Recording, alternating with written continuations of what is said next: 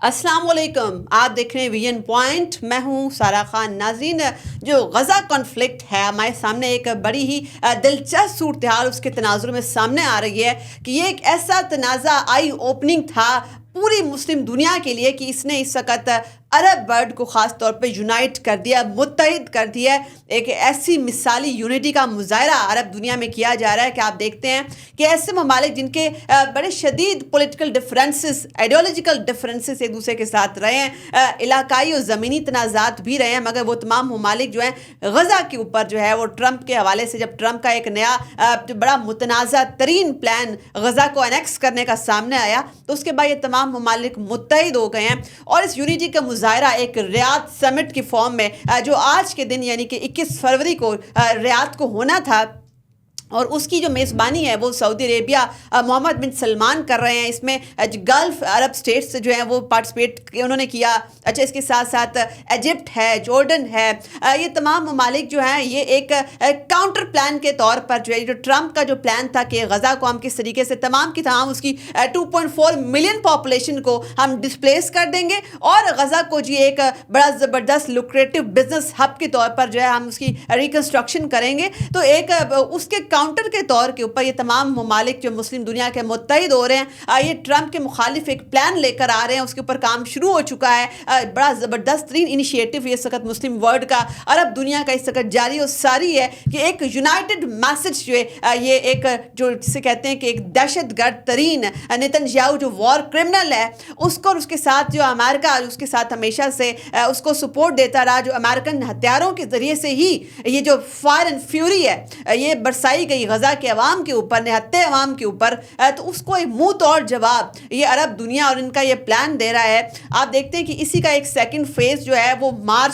4 مارچ کو ایک ایجپٹ سمٹ ہوگا، وہ عرب سمٹ بھی اس کو کہا جا رہا ہے۔ اس کے اندر بھی یہ تمام عرب ممالک متحد ہوں گے اور دنیا کو ایک غزہ کی ریکنسٹرکشن کا ایک پلان دینے والے ہیں، بڑا زبردست، بڑا ٹیکنیکل، بڑا فیزیبل ترین یہ پلان ہے، اور یہ ٹرمپ کے مخالف یہ پلان جو ہے یہ سامنے اس کو دیں گے۔ اس کے جو مندرجات ہیں، اس کے کیا سیلینٹ فیچرز ہیں، وہ ہم آپ کے سامنے رکھنے والے ہیں۔ یہ جو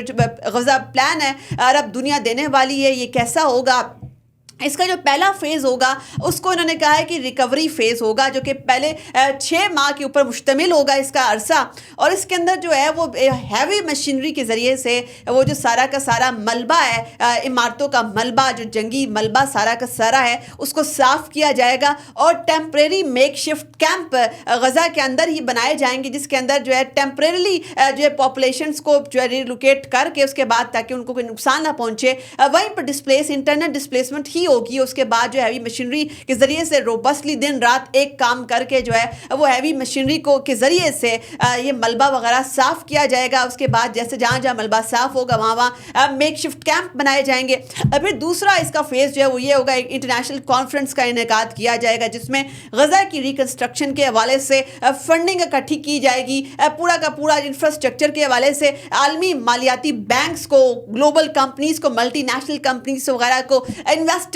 کو، بزنس مین کو، ریجنل پارٹنرز کو، سب کو جو ہے اس میں شامل کیا جائے گا، اور غزہ کا ایک انفراسٹرکچر پلان وہ ڈسکس کیا جائے گا کہ غزہ کو تعمیر و ترقی دوبارہ سے کیسے کرنی ہے، دوبارہ وہاں پر ہیلتھ کی فیسلٹیز اور اس کے علاوہ ایجوکیشن کی فیسلٹیز، روزگار کے مواقع دوبارہ سے کیسے اس کو سسٹینیبل وائبل بنانا ہے، یہ اس میں ڈسکس کیا جائے گا، اس کی فنڈنگ جنریٹ کی جائے گی۔ اچھا، اس کے بعد جو اس کا تھرڈ پلان ہوگا وہ یہ ہوگا کہ غزہ کی اربن پلاننگ کی جائے گی، اور اربن پلاننگ کے ساتھ ساتھ ایک پولیٹیکل پروسیس لانچ کیا جائے گا، جو کہ اس کے سیلینٹ فیچر یہی ہوگا کہ وہ 2 اسٹیٹ سولوشن جو اس وقت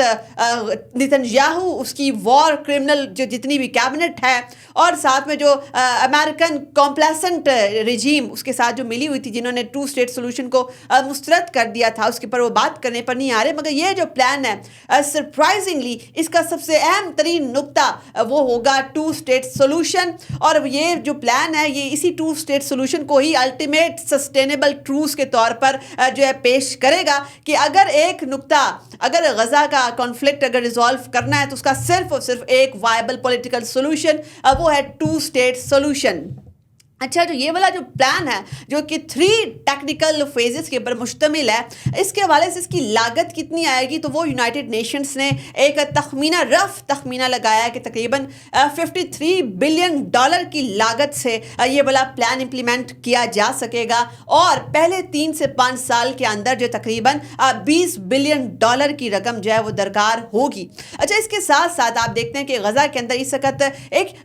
इस कॉन्फ्लिक्ट को एक ह्यूमैनिटेरियन अप्रोच के तौर पर देखना बड़ा ही ज़रूरी है, क्योंकि आपको पता है कि वहाँ पर ना तो इस वक्त खाने की कोई फैसिलिटी है, ना तो खाने पीने की अशियाँ हैं, ना रिहाइश की कोई जगह है। आपने ये भी देखा कि किस तरीके से जैसी सीज़ फायर डील होती है तो मुस्लिम वर्ल्ड से और कुछ ऐसे ममालिक जो कि ह्यूमैनिटेरियन अप्रोच के तौर पर गजा को देख रहे थे, उन्होंने फटाफट जो है वो एड पोर करनी शुरू कर दी गजा के अंदर। तो वहाँ पर आपने देखा कि इनिशली इसराइल की जो वॉर क्रिमिनल रिजीम है उसने किस तरीके से वो ब्लॉक किए रखा कि जो मोबाइल टेंट्स की और हैवी मशीनरी की और खाने पीने की अशिया की जो ट्रक्स आ रहे थे उनको ब्लॉक किए रखा। मगर अल्टीमेटली जो है इस वक्त गजा की सिचुएशन ये है कि वहाँ पर ना तो मोबाइल टेंट्स हैं, जो मोबाइल शेल्टर्स वहाँ पर नहीं है मौजूद, वहाँ पर किसी किस्म की हेल्थ फैसिलिटीज़ नहीं है, हार्श वेदर के अंदर एक्सपोज है। यानी कि एक नई जंग का महाज गजा में तैयार है। वो ये है कि आपको जंग लड़नी है गुर्बत के ख़िलाफ़। फ़लस्तीनियंस जो हैं वो इस वक्त गुर्बत के ख़िलाफ़ जंग लड़ रहे हैं, अफलास के ख़िलाफ़, भूख के ख़िलाफ़, और एक मायूसी, एक डेस्पेयर, एक होपलेसनेस वहाँ पर जो है एक नई जंग का महाज जो है वो एक गरम है। मगर हम ये भी देखते हैं कि साथ में जो यूएन फूड प्रोग्राम है वो ये कहता है कि अगर आपने गजा के अंदर इस का जो शदीद तरीन इंसानी अलमिया जन्म ले रहा है, अगर इसको एड्रेस करना है तो आपको रोज़ाना की बुनियाद पर तकरीबन 600 लोडेड ट्रक्स नेक्स्ट 4 मंथ्स के लिए आपको जो है वो भिजवाने होंगे। 600 जो इसमें ऐसे ट्रक्स हों जिसमें जो है सिर्फ खाने पीने की अशिया हों, सिर्फ ऐसे ट्रक्स वो आपको जो है नेक्स्ट 4 मंथ्स तक के लिए रोज़ाना की बुनियाद पर 600 ट्रक्स भिजवाने होंगे। तब ये जो शदीद तरीन इंसानी अलमिया वहाँ पर जन्म ले रहा है इसको एड्रेस किया जा सकता है। मगर हम देखते हैं कि इसराइल की जानिब से मुतअद्दिद बार सीज़ फायर डील की खिलाफ वर्जी की जा रही है, और सिर्फ सीज़ फायर की खिलाफ वर्जी नहीं की जा रही, वहाँ पर वक्तन फ़वक्तन हम देखते हैं वेस्ट बैंक के अंदर भी जो इजरायली सेटलर कॉलोनियल रेजीम है वो किस तरीके से दरअंदाजी करके रोजाना की बुनियाद पर फलस्तीनियों को हरासा कर रही है, ज़दोकोब कर रही है, गिरफ्तारियां कर रही है, शहीद कर रही है। तो अब चूँकि इसराइल की जो वॉर कैबिनेट है उनका मुस्तकबिल इस वक्त वहाँ बड़ा फ्रेजाइल है, चूँकि वहाँ की अवाम जो है वो उनसे सवाल कर रहे हैं कि ये आपने क्या किया है और किस तरीके से आपने हमारे होस्टेजेस हैं उनकी ज़िंदगियों के साथ खेला है। तो अब जब उनको अकाउंटेबल ठहराने का मौका आया तो एक बार फिर इसराइल की जो वॉर कैबिनेट है वो एक ऐसा बहाने की तलाश में थी कि ये सीज़ फायर डील है इसको तहस नहस कर दिया जाए। वो बहाना शायद उनको मिल गया है और इस वक्त गजा का जो सीज़ फायर ट्रूस है वो इस वक्त जो है इसके ऊपर एक तलवार लटक रही है उस फॉर्म के अंदर कि आप देखते हैं कि कैसे जो हॉस्टेजेस रिटर्न करने का जो सिलसिला हमास की जानिब से शुरू किया गया था, जो प्रिजनर स्वैप डील हो रही है उसके मुताबिक जैसे ही हमास ने जो है तकरीबन 2 यंग बेबीज़ और उनकी मदर को रिटर्न किया इसको इजरायली आर्मी को, तो एक इजराइल ने जो एक नुक्ता ये उठाया कि जी